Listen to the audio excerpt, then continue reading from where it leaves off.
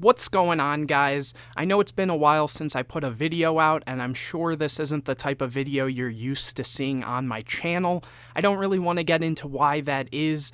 If anything, I'll have a comment in the comment section talking about the changes that are going to be happening with my channel, and if you guys have any questions about the previous type of content I was putting out before, definitely go check out that comment section, leave some comments, and we can discuss that there.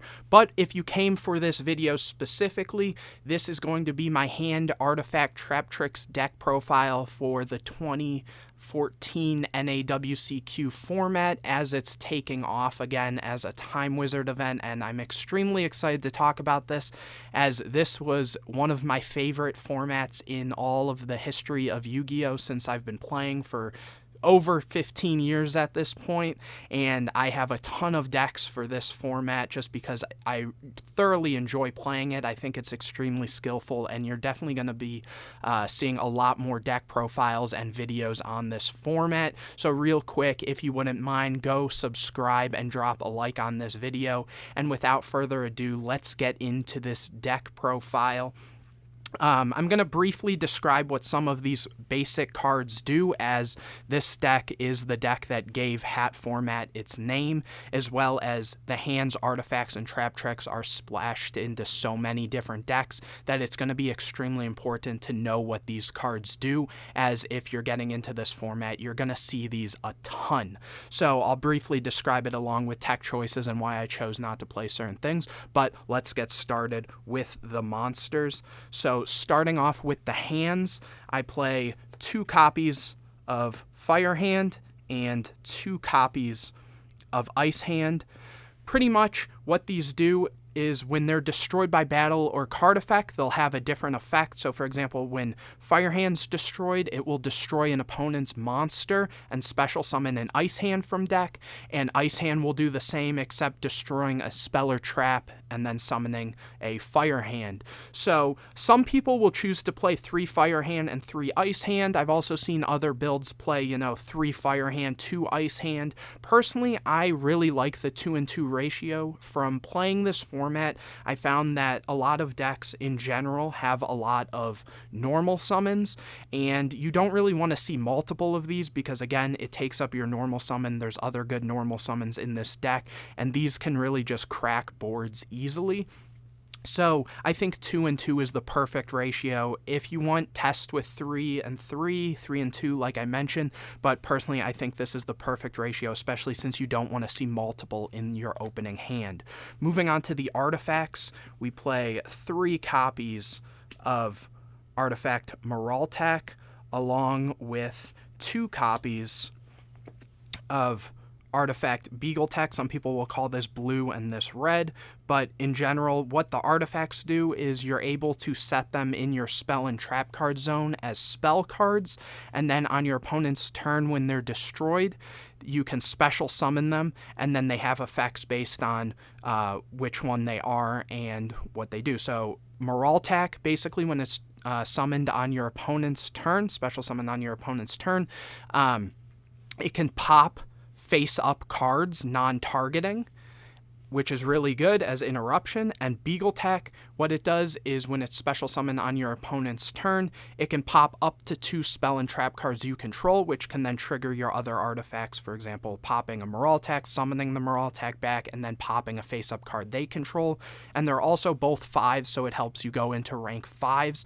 Some people will play just 1 Beagletech. From testing, I think 2 is really good, especially since DD Crow is in this format, and having the second copy can be pretty cool. So definitely enjoying that ratio there for the artifacts. And lastly, moving on to the Traptrix monsters, I play 3 copies of Traptrix Mermail and 2 copies of Traptrix Dionea. Basically, both are unaffected by whole normal trap cards, which in this format there is a few whole normal trap cards, and you'll see them later on in this deck profile as well. But that's their first effect, and then Mermail basically on normal summon will search you a whole normal trap, and then on special summon it can pop a back row. And Traptrix Dionea on normal summon is basically like a wolf bark, being able to special summon back your other Traptrix monster, so being able to bring back the Mermail, which would then get you a pop. And then Dionea on special summon can reset your whole normal traps that are in grave. And again, they're being level 4s, you can then go into a lot of rank 4 plays. That is all the monsters I actually play. Some builds will play Max C in the main. Personally, I'm not the biggest fan of Max C in the main for this, simply because since this format is extremely diverse, there's some decks where Max C is kind of useless because of how slow it is and kind of acts just as an upstart goblin, so I'd rather see more back row and things. So I definitely suggest siding it, as well as you kind of don't want to draw into your other fire and ice hands because it sort of turns off their ability to cycle through each other from the deck, as well as drawing more artifacts isn't always ideal. Moving on to the spell cards, 3 copies of Artifact Ignition. This is basically just an MST that also sets your artifacts from deck, and it also has a cool effect when it's destroyed by opponents' card effects. You can skip their next battle phase. And then I'm also playing 2 copies of Double Cyclone.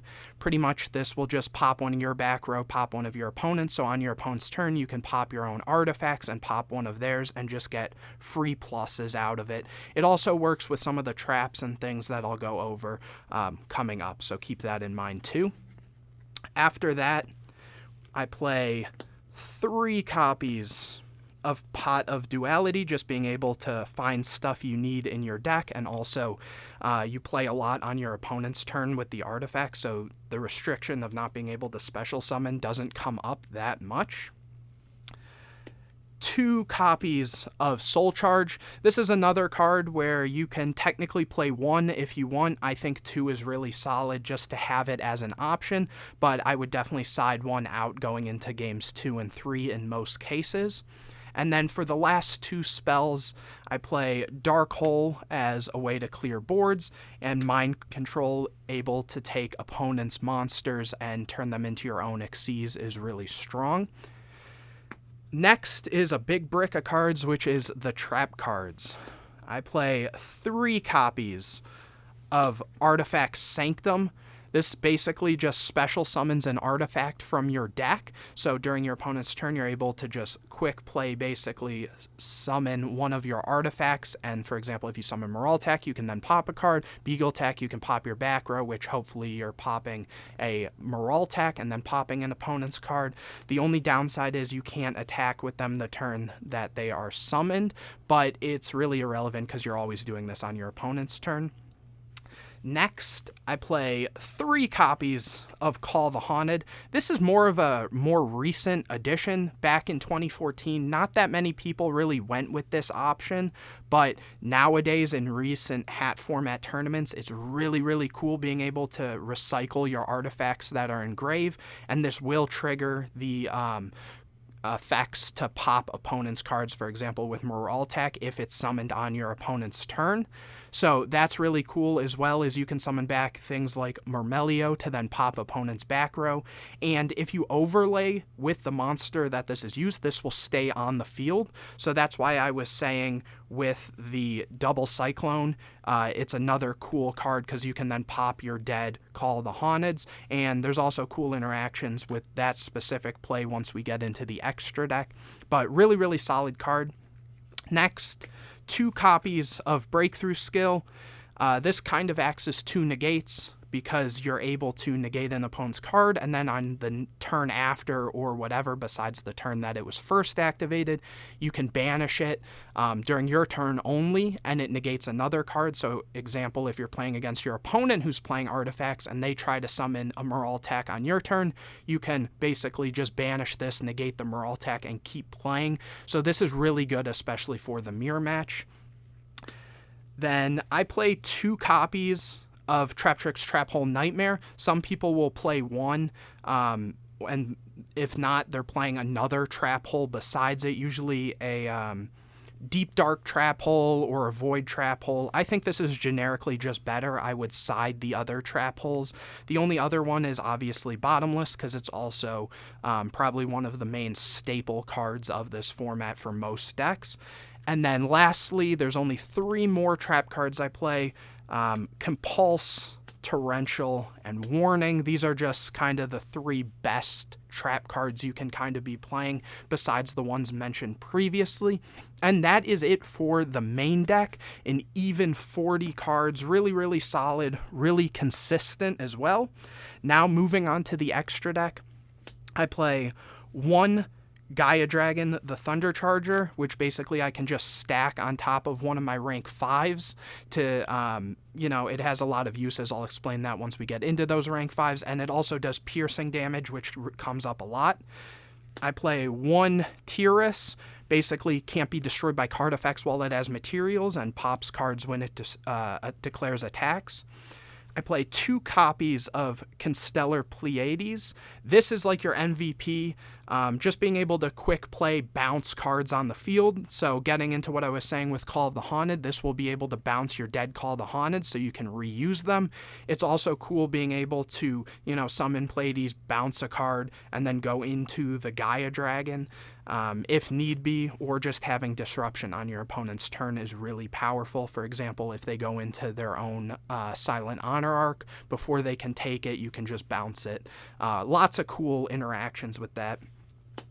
1 Volcasaurus being able to burn, and also the cool thing with the Gaia Charger again is you can, this doesn't let you declare direct attacks with it after you've used the effect, so you can then go into Gaia Dragon and basically still get in your attacks. 1 Artifact Durendal.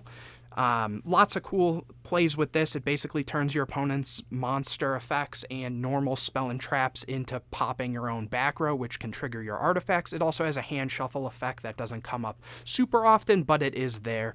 And that's it for the high levels, moving on, or high ranks, I should say. And moving on to the rank 4s, we play 1 Black Ship of Corn for hands and other hard to get over bodies such as Zenmaines. 1 copy of Honor Arc, generically good. 1 Giant Hand. It's so cool that this was finally reprinted after forever, because during this time period it was a prize card, so having that access to that now is super cool. 1 Heartland Draco. In modern formats, people have been replacing Gaga Cowboy with this card because this can attack directly. Personally, I think certain decks should still play Cowboy, but this does have that cool effect, and in certain decks, if you control face-up spell cards, they can't target this for an attack either, so that has a cool effect. It doesn't really come up in this deck, but in general, just being able to attack directly. Diamond Direwolf to out Floodgates. Exciton, because it's just generically a good card. Daigusto Emerald, being able to shuffle back your monsters and get small pluses. So if you go through all your artifacts, if you see them too early, you'll have Dead Sanctums and Ignitions in deck. This can shuffle back your resources so that you still have them. 1 Abyss Dweller for decks like Mermails or to get over hands and shut down graveyard effects. And lastly, 1 Rhapsody in Berserk. Really cool card, really good against things like Dragon Rulers or, your opponent's breakthrough skills that are in graveyard. It just banishes up to basically 2 cards in their graveyard and can also get your Xyz a lot bigger by equipping it. So really solid, really good card. That is it for this deck profile.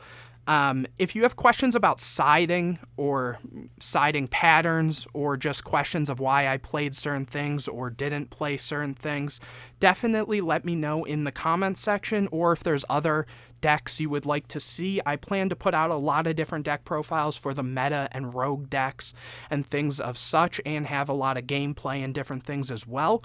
So like I said at the beginning, make sure you're subscribed to this channel and you drop a like on this video. I really do appreciate it, and I'm excited to show off more of this format. So anyways, guys, I will see you in the next video.